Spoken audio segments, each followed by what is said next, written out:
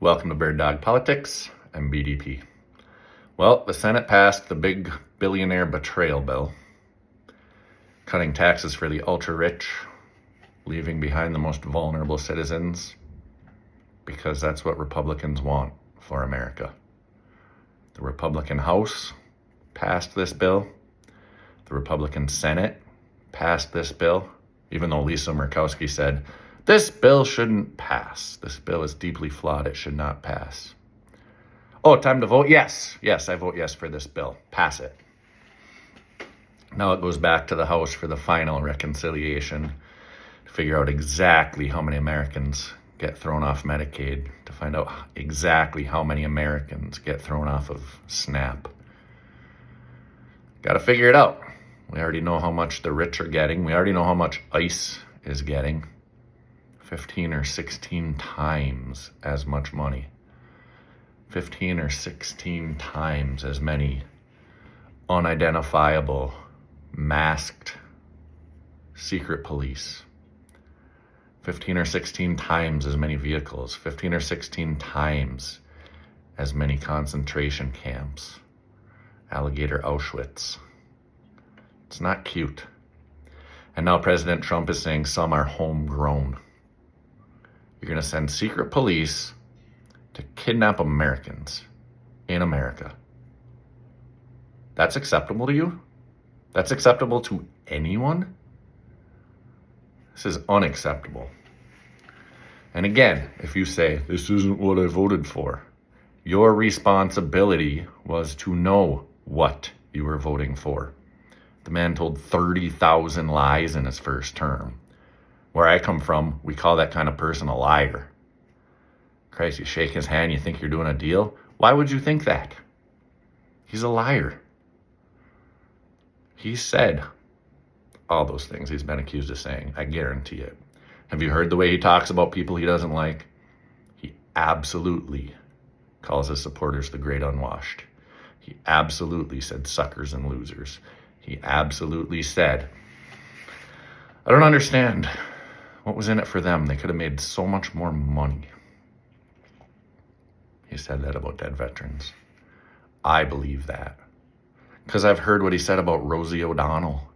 And I've heard what he said about Mika. He talks shit about people.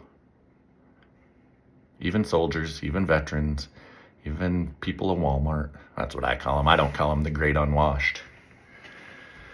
But this is ridiculous. And finally, the truth is coming out. The Republican House, the Republican Senate, the Republican President, and the very conservative Supreme Court are about to see their vision come true. Less for the poor, more for the rich. Stay in your lane. The tax breaks will help boost up bodyguards, security cameras, gated communities. The rich will be fine. The rest of us will suffer. Medicaid cuts are going to hurt rural hospitals. So even though I'm not on Medicaid, my neighbors might be, my students might be, my friends might be. If they can't pay their medical bills to the hospital that I use, what happens to that hospital? It's not good. They say 16 or 17 million, 450,000 in Michigan. Congressman Jack Bergman, how many tens of thousands of Yoopers count on Medicaid, count on SNAP? My school offers free breakfast and free lunch. And many of our students appreciate that and need that. And many of our families need that. There's a summer food program. And nobody up here is calling it socialist. They're just saying thank you so much for the help for our family. Times are tough.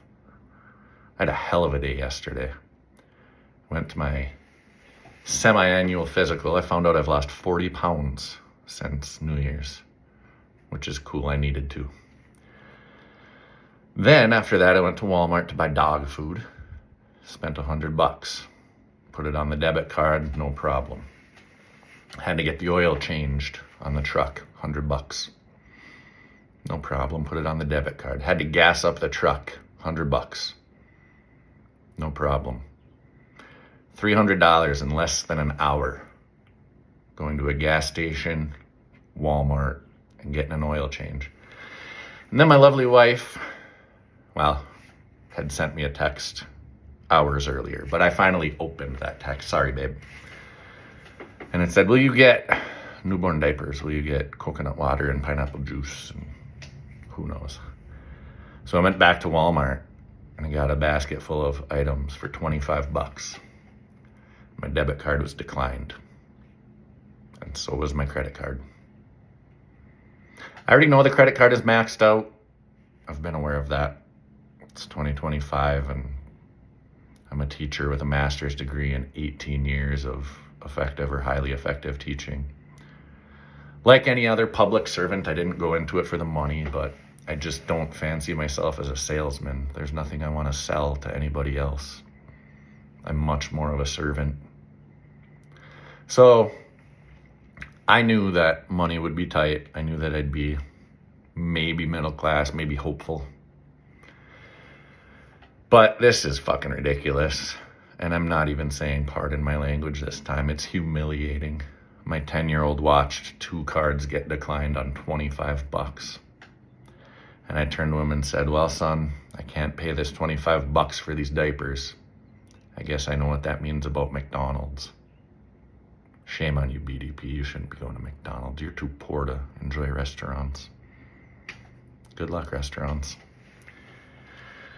So in order to get over my own humiliation, in order to ease my son's mind, I went to the ATM and got $100 cash.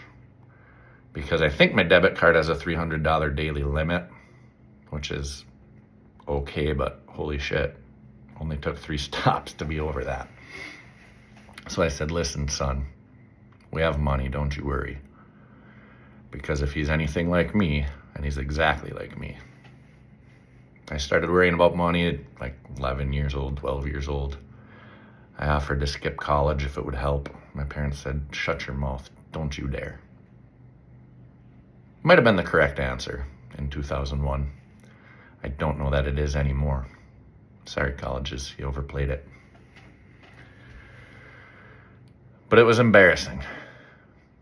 And to tell you the truth, up here in the Northwoods, I'm one of the lucky ones. A lot of my buddies wouldn't mind my salary. A lot of my buddies wouldn't mind my work schedule. They're in more dire straits than I am. And so if I'm humiliated, embarrassed, pissed off, swearing and not even saying pardon my swearing, I would imagine there's a lot of guys like me out there. When the money gets tight 2 days before Paycheck Friday, you get a little shorter with your wife. You get a little more quick-tempered with your kids. No, we're not going to get ice cream. I don't care if it's 84 degrees in the UP. 84 degrees is hot in the UP. If you can't afford that simple stuff, then you get these clowns in print media, 17 ways to save money. If you don't drink Pepsi ever again, if you don't smoke anything, drink anything, go anywhere, you'll save so much money. To do what? Sit? Age on a couch? They say don't buy things, buy experiences. That's a key to happiness. Well, it's been a while since I've been to a concert. It's been a while since I've been to Vegas. It's been a while since I've been anywhere on an airplane. Other than Sumter, had to go see my niece. There's no money. No money for food. People are taking out loans to buy food. And the rich men north of Richmond, the Republican House, the Republican Senate, the Republican President, are making life even better for the rich. Telling us we'll get over it. We all die eventually. This is how Republicans feel about us. And Democrats don't see too much wrong with it. I mean, maybe they could do a little less, but Senator Murphy said it best that week after the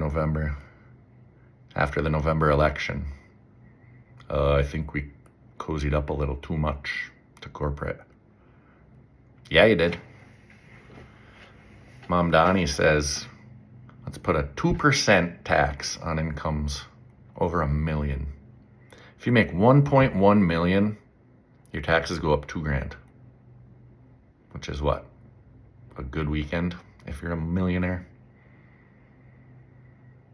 I'm supposed to be scared of that socialist because he's raising taxes $2,000 on 1.1 million. Get real. I'm not scared of that.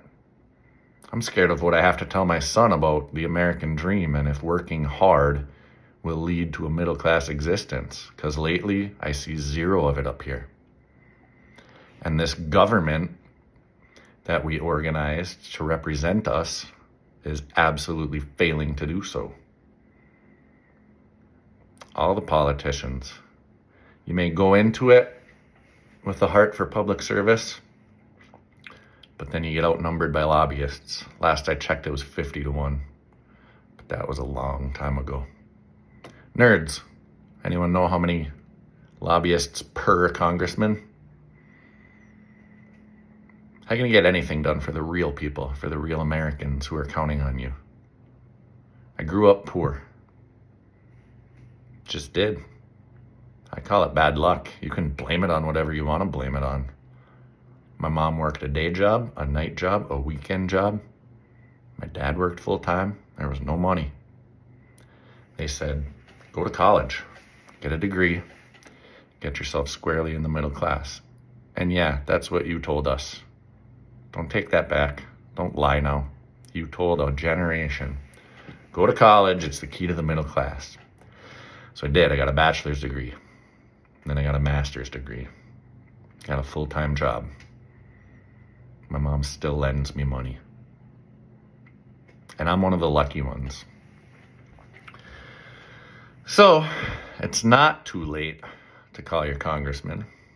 Congressman Bergman, I think you should vote no on this bill. It's going to hurt a lot of youpers.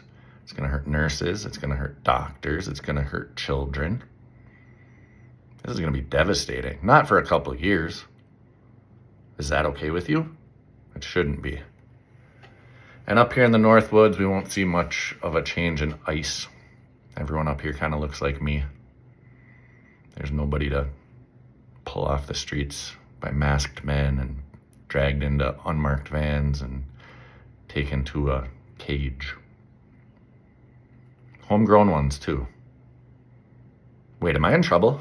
Am I not allowed to post this anymore? Is freedom of speech going to be punishable by concentration camp? First, they came for the immigrants working at Home Depot. And I was not an immigrant working at Home Depot, so I thought nothing. Then they came for the Americans with brown skin. And I was not an American with brown skin, so I did not interfere. Then they came for the trans, and I was not trans. Then they came for the gays, and I was not gay. Then they came for the liberal YouTubers. And there was no one to stand up for me.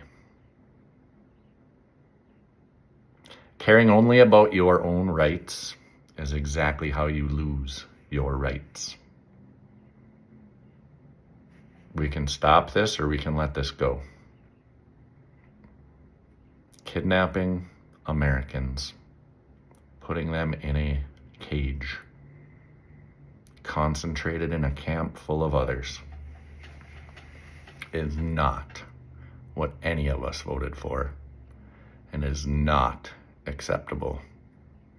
We were betrayed, we were lied to, and we need to fix it. Jack Bergman, your time is now.